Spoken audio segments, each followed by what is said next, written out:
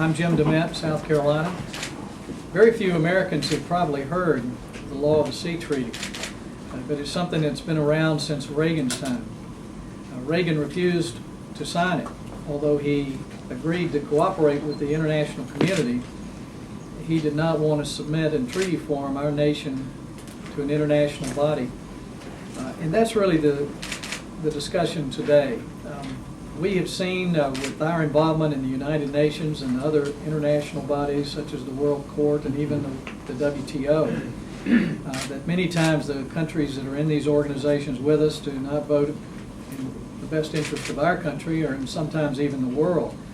And for us to submit ourselves to laws that govern the seas all over the world is something we really need to step back and think about. There are a number of members of Congress now who want to push this treaty through. There are a lot of details in it that those who have come to hearings to testify, we found in questioning them, they have not read. And those of us standing up here today are opposing it and hoping that our leadership will not bring that to the floor. At this time, it's a bad time. Americans are suspicious even of Congress, and the thought of submitting our country to another international body is not going to sit well with Americans. One of the fighters of this treaty since the very beginning has been Senator Trent Lott. I'll let him lead off. Well, I've heard of the Law of the Sea Conference before, in the 60s, in the 70s, in the 80s, and this thing is back again. And I have opposed it throughout those years.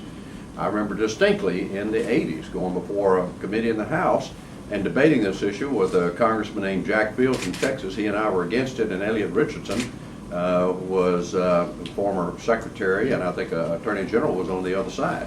It was a bad law then, and it is today. I saw one article that described it as, if you want the UN on steroids, you want the Law of the Sea Treaty. I just don't believe this is a good policy, a good treaty for our country. And with all the other things we do need to be doing, I don't think we should take this up. Now, let me tell you why I'm opposed to it. First of all, I am absolutely convinced it undermines U.S. sovereignty.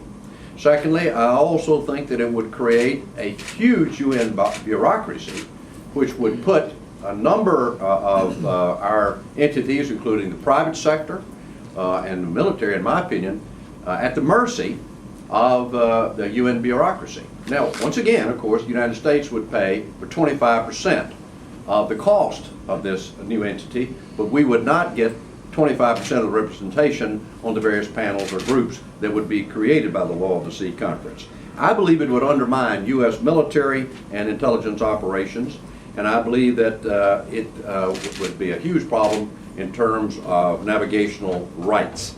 Some people say, well, some of the problems that existed have been cured over the years. Well, there have been 3 subsequent efforts to define it, but interestingly, they were never actually put into the agreement. It boils down to this.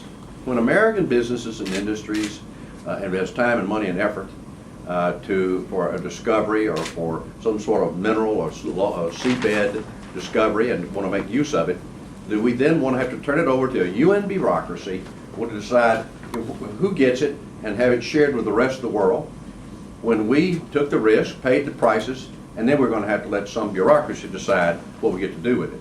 And also, while they say it won't affect our military, the military is not defined in the language, and I think there are real risks there. As a matter of fact, one of my favorite naval officers is now the chairman of the Joint Chiefs. And Admiral Mullen, when he was, let's see what his position was then, when he was vice chairman of naval operations, he acknowledged the possibility that a Law of the Sea Conference could rule adversely and harm U.S. operational planning activities and our security. This is a bad treaty. We shouldn't even take it up. I urge the administration to drop its discussion of it. And let's deal with other issues that would be more pressing and more important for our country. Just make a couple of comments. When I was the chairman of the Readiness Subcommittee on the Armed Services Committee, held hearings on the Law of the Sea Treaty a few years ago. didn't know a lot about it when first started looking into it. Became very convinced that this would be a bad treaty for the United States to enter into. For several reasons, the main one of which I think that Senator Lott has talked about. And in recent decisions by the United States Supreme Court, we have seen the court citing international law over the United States Constitution. That seems to be a growing effort, at least with 5 of the 9 Supreme Court justices, to subject us to another international body that most of the time, at least based on other international bodies, is not going to rule in the United States' interest. I don't think that it's another precedent that we should be setting in this country. One of the obvious things we look at, if there's arbitration that needs to be set, who picks the arbiter? The UN Secretary General. UN Secretary Generals have not been the kindest to the United States in years past, and this is just one solid example of why I believe that this treaty should be rejected. It shouldn't even be brought to the floor in the United States Senate. We should not have any part of it because of the damage that it does to United States sovereignty.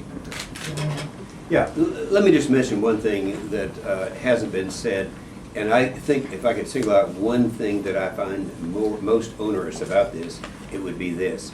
The International Seabed Authority that would be established has the power to have jurisdiction over 70% of the surface area.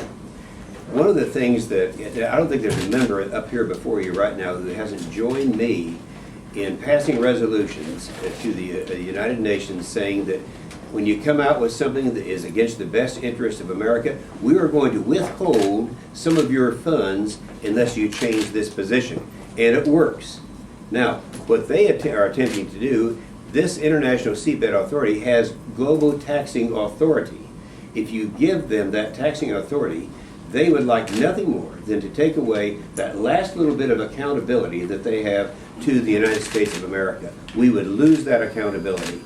I would also say that this came up in '04, and it passed the committee in the Senate by 16-0. It was unanimous, and it was almost passed until a few of us here, those you're looking at right now, insisted on having hearings for the Senate Armed Services Committee, the Environment Public Works Committee, and some of the other committees. So I join my comrades here, my fellows, in saying that there's no better time than the 62nd birthday of the United Nations to say, no, we don't want it.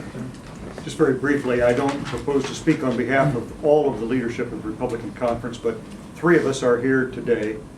Senator McConnell just told me on the way up to be sure to mention his opposition as well. I don't know of any member of the Republican leadership that supports this treaty, and would suggest that, as with some of the other treaties that some liberals thought were a great idea to bring up, this treaty will not be adopted. There aren't the votes to pass it. The only thing that will be achieved by bringing it up in the Senate is to take a lot of time. Maybe actually it would be salutary, because the voice of the American people will be heard if this is brought to the Senate floor, and they will give a resounding no to further reduction in American sovereignty represented by this treaty.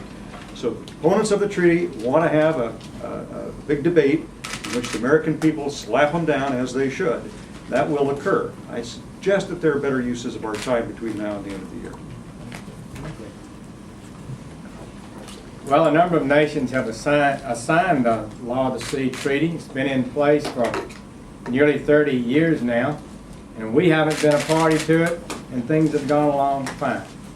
I don't think it's necessary that we submit ourselves to this international body. We want to cooperate in matters of international law and seas and work in a respectful way with the international community. But the United States is different in the scope and size and importance of our military and commercial presence throughout the world, and to constrict ourselves and submit ourselves to a group of people that we have no power to elect or remove from office would be unwise, and I would oppose that, and I think it will fail. I would note that I remember when it last came up, I talked to then Majority Leader Frist, and He studied it and refused to bring it up, and that's why we didn't vote on it a number of years ago. But if it's brought up this time, I'm convinced, as the others have said, it will fail, and it's not good policy for the United States.